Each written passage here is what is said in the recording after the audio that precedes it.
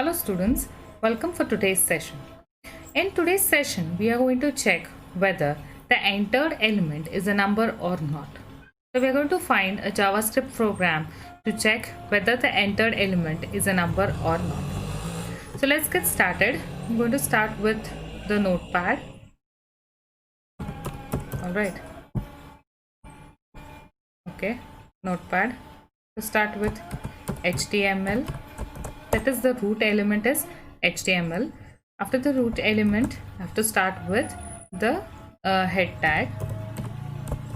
Okay, and then I'm going to give the title of this as number or not. This is the title what I have given.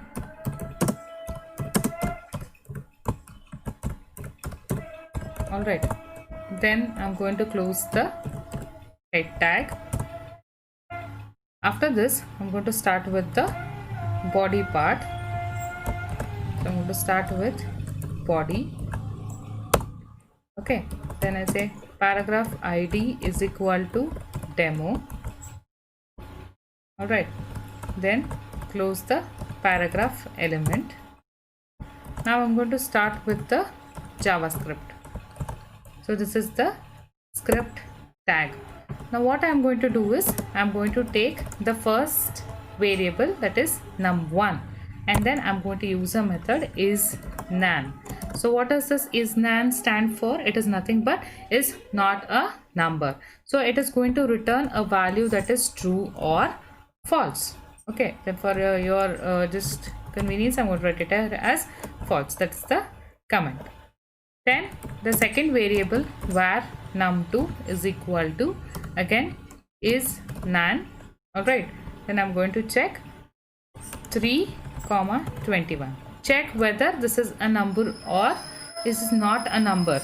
Okay, so I'm going to check whether the element is a number or not. Again, it is going to return me false. Now the third element, I'm going to give it as a string. So again, is not a number. This should be capital. All right, and now I'm going to give it as a string. So I'm going to say hello world. All right, now this is going to return me true because the element what we have taken, it is not a number. So this function is going to return me true. You have to end it with a semicolon. All right, then I'm going to take one more variable, number 4. Okay, and then again I'm going to check is nan, that is nothing but not a number. Again I'm going to give a string.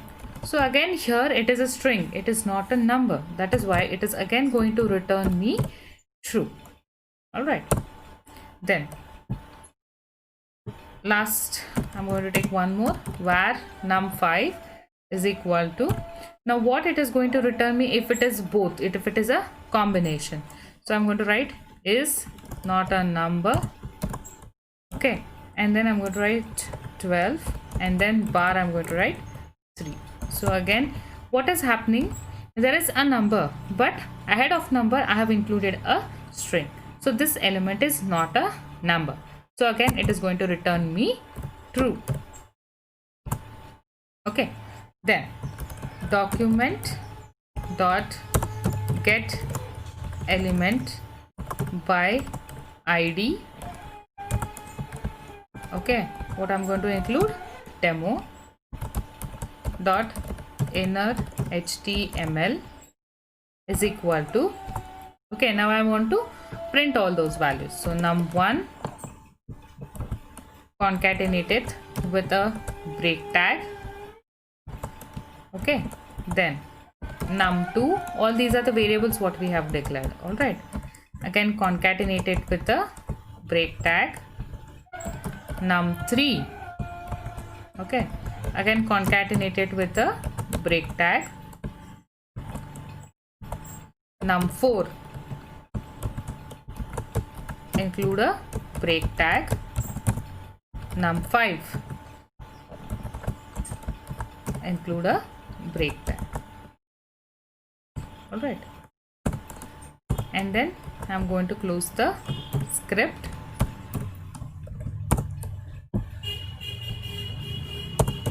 and then the body followed by HTML. Okay, so what we have done, we have used the isNaN method. So what this method is going to do, it is going to check whether the object which you're trying, the element what you're trying to check is a number or not. So I'm going to say file save not a number.html, and then I'm going to save it as all files. Okay, so here there is my file, not a number. I open it with Google Chrome. Okay, so can you see false, false, true, true, true? It is returning you the values. Why it is returning you the values? Because first one is false. The number is 21 and it is a number. It is not a number. That is why it is returning you false. So the next one also 3 and 21. Both are numbers. Okay, so again the method is returning false. But the third one, it is a string. So it is not a number. That is why it is returning you true. Okay, then the fourth one again is a string. So it is going to return you true. So you can observe the output over here as true. And the last one that we have here is a combination which does not work. So it also returns you true. So we'll continue with the next program. Students, the next program that we are going to see is how to write a JavaScript program to prompt a message. Suppose if the text box is not filled. Okay, so we're going to start with Notepad. To start with HTML, that is my root element. Head, title, I'm going to give it as Try It Yourself. It's just a simple title I've given. Alright, and then I'm going to close the head tag. Start with body, paragraph element. Right, try to submit the form without inputting a text to see how it works. So what you need to do is, I'm going to create a form and a text box, like maybe for name, and then we need to submit the text form without giving any input for the text box. And then what is going to happen when we do so, we are going to get a prompt or a small message, okay, saying that you need to fill the text box. So I require a form tag. So I'm going to, this demo requires internet connection. All right, so this thing you have to remember, right? HTTPS, okay, codelibber.com. That's why I told you it requires internet connection. All right, so this is the, when I click on the submit form, then I'm going to be directed to this URL. Okay, I take a label, first name, okay, input type, it is going to be text box. So I'm going to write input type as text, name is equal to fname, and required. So compulsory, you need to enter your first name. You cannot leave that as blank. Okay, and then I write it over here as input type is equal to submit, and then I close the form, body, and then HTML.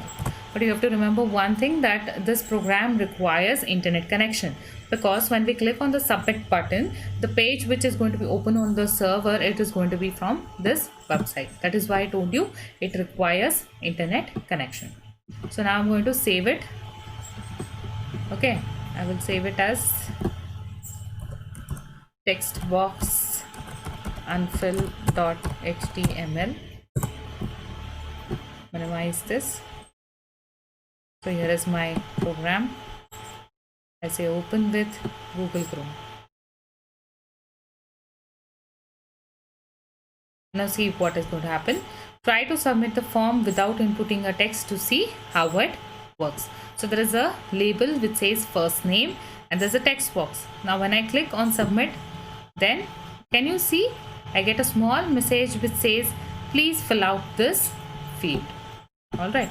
Now what if I enter the name? I have entered the name and then I click on submit. When I click on submit, after entering the submit button, I'm going to give, can you observe here? It's written over here, F name is equal to Vinaya. Can you observe that? Okay, so the main thing was what is going to happen when we are going to leave the text box blank. We are going to get a message. Okay, so see, when I've clicked on refreshed, I'll open it once again. So right click over here and then I go to Google Chrome.